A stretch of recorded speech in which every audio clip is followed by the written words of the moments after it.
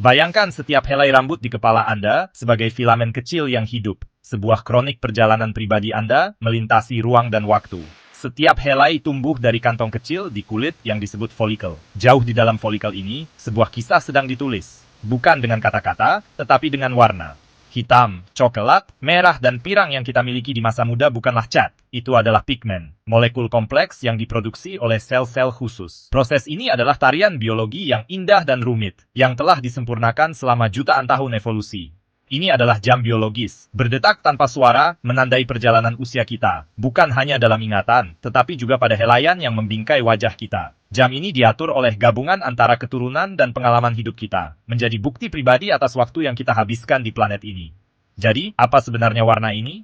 Ini adalah zat yang disebut melanin. Anggap saja sebagai tinta buatan alam semesta sendiri. Tubuh Anda memiliki dua jenis utama. Eumelanin, yang menciptakan warna hitam dan coklat tua, serta pheomelanin, yang bertanggung jawab atas warna merah menyala dan pirang cerah. Campuran dan konsentrasi spesifik dari kedua pigmen ini, yang diatur oleh kode genetik Anda, menentukan warna rambut unik Anda.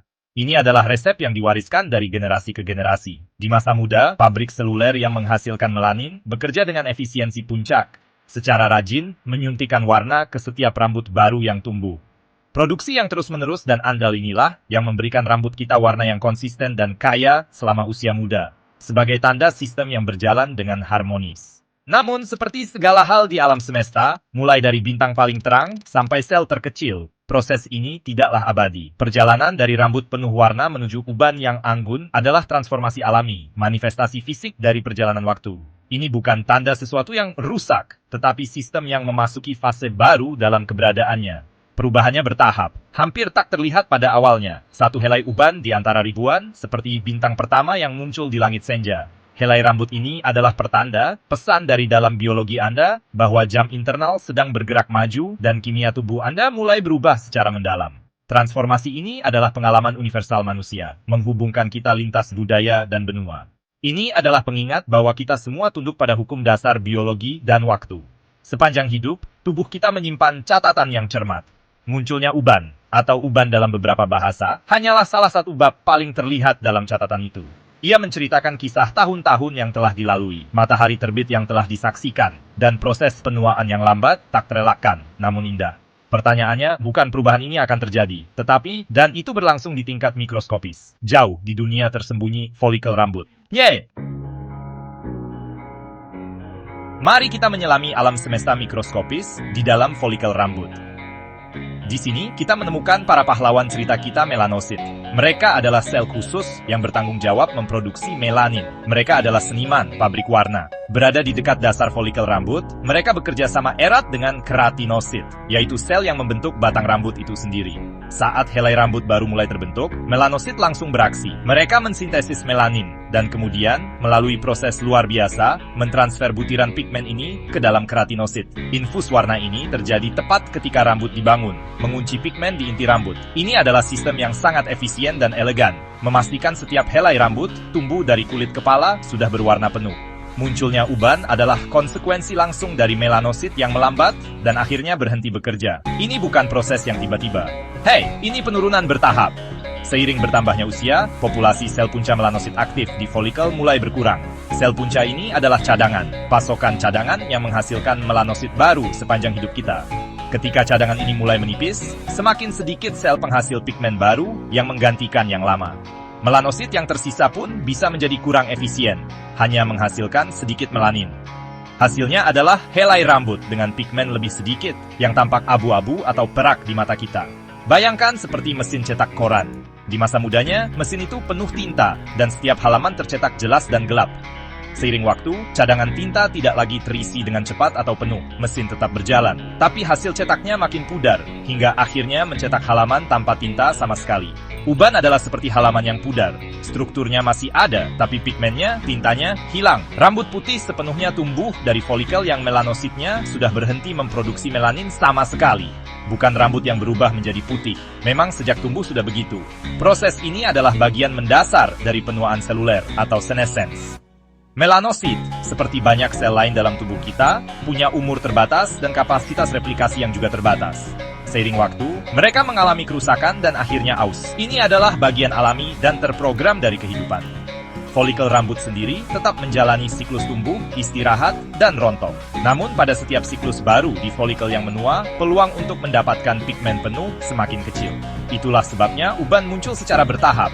Biasanya dimulai dengan beberapa helai dan perlahan-lahan menyebar ke seluruh kepala selama bertahun-tahun, bahkan puluhan tahun. Pabrik warna yang ramai di masa muda perlahan berubah menjadi bengkel yang lebih tenang dan damai. Kenapa teman Anda bisa beruban di usia 20-an, sementara kakek Anda masih berambut hitam di usia 70-an? Jawabannya, sebagian besar tertulis di DNA Anda. Gen kita adalah cetak biru utama tubuh, menentukan segalanya mulai dari tinggi badan hingga kecenderungan terhadap penyakit tertentu. Mereka juga memuat instruksi spesifik kapan mesin penghasil warna rambut mulai melambat. Waktu ini adalah sifat keturunan yang sangat kuat. Jika orang tua dan kakek nenek Anda beruban di usia muda, kemungkinan besar Anda akan mengikuti jejak yang sama. Ini adalah jadwal yang diwariskan melalui pohon keluarga, warisan genetik yang sangat pribadi. Para ilmuwan bahkan sudah mulai mengidentifikasi gen spesifik yang terlibat dalam proses ini. Salah satu yang paling signifikan adalah gen bernama IRF-FATA, Interferon Regulatory Factor FATA. Penelitian telah menemukan variasi khusus pada gen ini yang sangat berkaitan dengan waktu munculnya uban. IRF-MAT berperan dalam mengatur produksi dan penyimpanan melanin. Walaupun tidak sendirian menyebabkan uban, gen ini bertindak sebagai saklar peredup utama. Versi gen yang Anda miliki membantu menentukan berapa lama melanosit Anda akan terus berfungsi dengan kapasitas penuh. Ini adalah contoh indah bagaimana variasi kecil dalam kode genetik kita bisa berdampak besar dan sangat nyata pada penampilan seiring bertambahnya usia. Pengaruh genetik ini menjelaskan keragaman besar dalam waktu munculnya uban di berbagai populasi dan keturunan. Misalnya, orang keturunan Kaukasia biasanya mulai beruban di usia pertengahan 30-an. Individu keturunan Asia umumnya mulai beruban di akhir 30-an atau awal 40-an. Sementara mereka yang berdarah Afrika sering mempertahankan warna rambut alami hingga pertengahan 40-an atau bahkan lebih lama. Tentu saja ini adalah gambaran umum, namun pola genetiknya jelas. Jalur evolusi nenek moyang kita telah meninggalkan jejak pada DNA, memengaruhi bukan hanya warna kulit dan rambut, tetapi juga jadwal memudarnya warna rambut itu sendiri. Jadi, meski faktor lingkungan punya peran, gen Anda memegang naskah utama. Anda bisa menganggap komposisi genetik Anda sebagai penentu kapan uban muncul. Sementara, gaya hidup dan lingkungan bisa memengaruhi seberapa cepat. Gen menyediakan jam utama, berdetak menuju momen di mana helai perak pertama muncul. Ini bukan takdir dalam arti yang mutlak, tapi lebih kepada kecenderungan biologis. Ini adalah pengingat bahwa kita masing-masing adalah kombinasi unik dari sejarah kuno yang tertulis dalam gen. Dan sejarah pribadi yang kita tulis sendiri setiap hari melalui pilihan dan pengalaman. Kisah rambut kita adalah kisah perpaduan antara alam dan asuhan, bekerja bersama. Tubuh kita itu sebenarnya bukan sistem yang terisolasi, melainkan selalu berinteraksi dengan alam semesta di sekitar kita. Sepanjang hidup, sel-sel kita terus-menerus mengalami serangan tanpa henti dari lingkungan. Salah satu penyebab utama dalam proses penuaan adalah sesuatu yang disebut stres oksidatif. Ini terjadi ketika ada ketidakseimbangan antara radikal bebas, molekul tidak stabil yang bisa merusak sel, dan antioksidan yang menetralkannya. Radikal bebas ini sebenarnya adalah produk sampingan dari proses metabolisme normal, seperti mengubah makanan menjadi energi, tapi juga bisa dihasilkan oleh faktor luar, seperti polusi, radiasi UV dari matahari, dan asap rokok. Mereka seperti asteroid kecil yang kacau menghantam mesin seluler kita. Waktu kita masih muda, tubuh kita punya sistem pertahanan yang sangat kuat. Kita memproduksi banyak antioksidan yang bertindak seperti perisai, mencegat dan menetralkan radikal bebas sebelum mereka bisa menyebabkan kerusakan besar pada sel, termasuk melanosit yang penting di folikel rambut kita. Perisai antioksidan ini menjaga lingkungan sel tetap stabil dan memungkinkan melanosit bekerja memproduksi pigmen tanpa gangguan. Ini adalah keseimbangan dinamis, sebuah keadaan di mana kekuatan perusak tetap terkendali oleh kekuatan pelindung. Warna rambut kita tetap cerah, karena pabrik yang memproduksinya terlindungi dari kekacauan mikroskopis ini. Namun, seiring bertambahnya usia, ada dua hal yang terjadi. Pertama, paparan seumur hidup mulai menumpuk. Efek kumulatif dari puluhan tahun terkena sinar matahari, polusi, dan proses metabolisme internal, berarti sel-sel kita sudah melewati serangan yang panjang dan terus-menerus. Kedua, kemampuan tubuh kita untuk memproduksi antioksidan sendiri, seperti katalas dan glutathione, mulai menurun. Perisai mulai melemah. Ini membuat stres oksidatif menumpuk di dalam folikel rambut, menciptakan lingkungan yang lebih berbahaya bagi melanosit.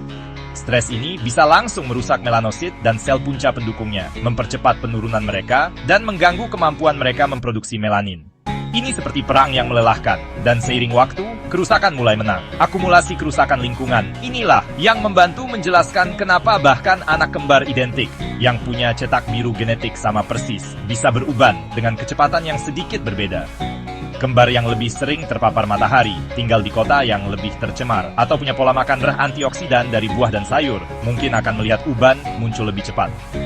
Inilah bagian nurture dari persamaan. Pilihan gaya hidup Anda bisa memperkuat pertahanan alami atau justru melemahkannya. Walaupun Anda tidak bisa mengubah jam genetik yang menentukan kapan uban mulai muncul, gaya hidup sehat yang kaya antioksidan dari buah dan sayur bisa membantu melindungi sel dan, ya, mungkin memperlambat efek paling cepat dari keausan lingkungan. Tubuh kita diatur oleh simfoni hormon yang kompleks dan sangat halus. Hormon-hormon ini adalah pembawa pesan kimia yang mengatur segalanya, mulai dari suasana hati hingga metabolisme. Sepanjang perjalanan hidup, komposisi simfoni hormon ini berubah, terutama saat masa transisi besar seperti pubertas, kehamilan, dan yang paling relevan untuk topik kita, proses penuaan. Baik pada pria maupun wanita, pertambahan usia membawa perubahan pada hormon seperti kortisol, si hormon stres, dan hormon seks seperti estrogen dan testosteron. Fluktuasi ini bisa berdampak langsung pada kesehatan dan fungsi folikel rambut, memengaruhi pertumbuhan, tekstur, dan tentu saja warna rambut. Stres kronis, misalnya, menyebabkan kadar kortisol meningkat. Penelitian menunjukkan bahwa kadar hormon stres yang tinggi bisa mempercepat penipisan sel punca melanosit. Intinya, stres yang intens atau berkepanjangan bisa mempercepat jam uban yang memang sudah berdetak. Seolah-olah tubuh saat dalam tekanan mengalihkan sumber dayanya dari fungsi yang tidak esensial seperti pewarnaan rambut untuk fokus pada kelangsungan hidup langsung. Inilah yang memberi dasar biologis pada kepercayaan lama bahwa kejutan besar atau periode stres berat bisa membuat seseorang beruban dalam semalam. Meski tidak benar-benar dalam semalam, tapi memang bisa memicu percepatan proses dasarnya. Selain itu, nutrisi yang tepat adalah bahan bakar bagi semua pabrik sel kita, termasuk melanosit. Untuk memproduksi melanin, tubuh butuh bahan baku tertentu.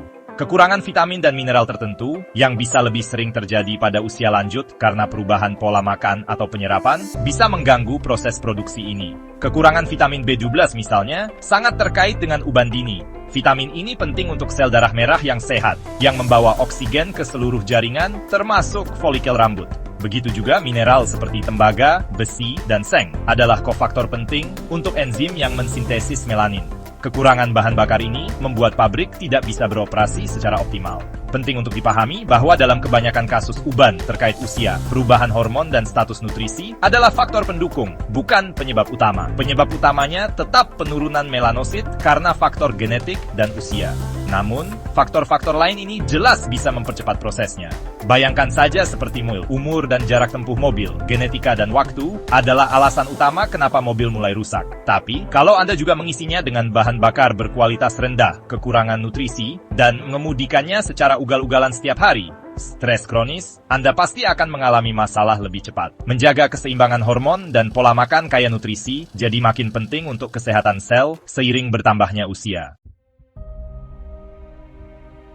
Untuk benar-benar memahami transformasi ini, mari kita bandingkan dua keadaan, folikel rambut muda dan folikel rambut yang menua, berdampingan.